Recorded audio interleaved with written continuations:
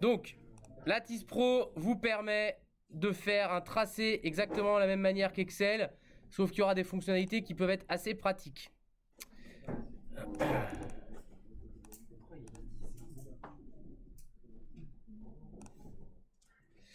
Pour rentrer des valeurs dans le tableau, vous utiliserez le tableur, qui évidemment n'apparaît pas.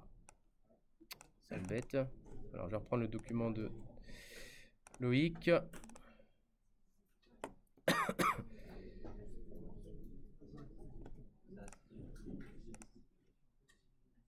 Voilà. Le tableau de valeurs, il se présente sous cette forme-là. Et vous allez rentrer à l'intérieur le volume et la conductivité, les grandeurs que vous voulez en abscisse en ordonnée. D'accord ?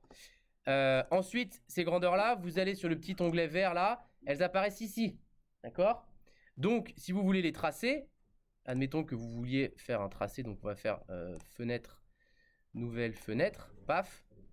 Eh bien, vous allez déplacer les grandeurs conductivité en ordonnée, volume versé en abscisse. Et là, vous obtenez bien la courbe que je vous ai montrée tout à l'heure vite fait. Moi, ce que je veux ici, c'est identifier le volume équivalent. Donc, il est là. Alors déjà, par ailleurs, parenthèse, pardon, ne laissez pas dans les propriétés en trait comme ça.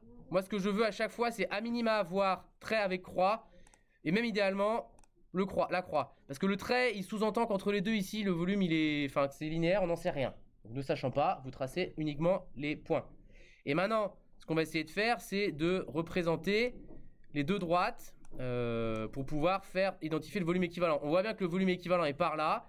Mais pour ça, vous allez faire droite, créer droite, là, tac. Vous appuyez dessus et vous allez essayer de faire en sorte, à l'œil, de faire la régression linéaire la plus précise possible. Et la deuxième, pareil.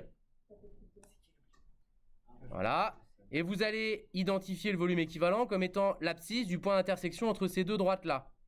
Pour ça, vous allez dans le réticule et vous lisez directement 8,26. Alors la précision, là, on mettrait plutôt 8,3 ou 8,2 à peu près millilitres comme volume équivalent. D'accord ? Alors, on pourrait aller un peu plus loin. Je vais vous le montrer tout de suite. Terminé. Tac, on va faire une modèle. Ah bah d'ailleurs, vous voyez là, il m'affiche directement l'équation de la droite.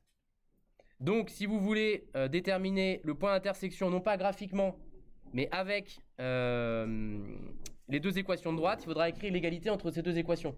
Quand est-ce que y1 égale y2, ça vous donne le point d'intersection des deux droites.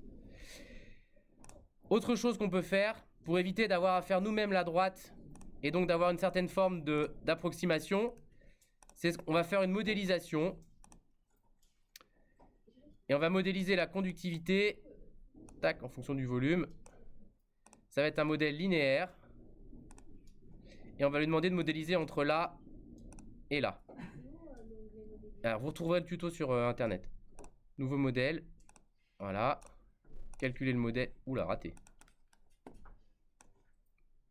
Ah, bah il veut pas me le faire en linéaire, tiens. Affine.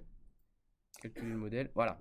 Là, vous voyez qu'il a fait exactement le même calcul que Excel aurait fait, la régression linéaire. Et il vous donne l'équation ici. Conductivité égale moins 13,993 fois le volume plus 524. Ça, c'est l'équation de votre première droite.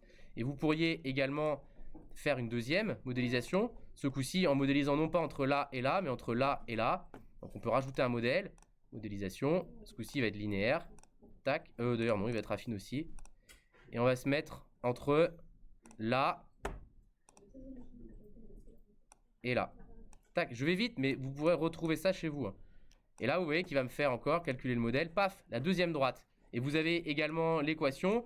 Et vous pouvez trouver le volume équivalent en écrivant l'égalité de ces deux équations-là. D'accord ? Ça, c'est la méthode analytique.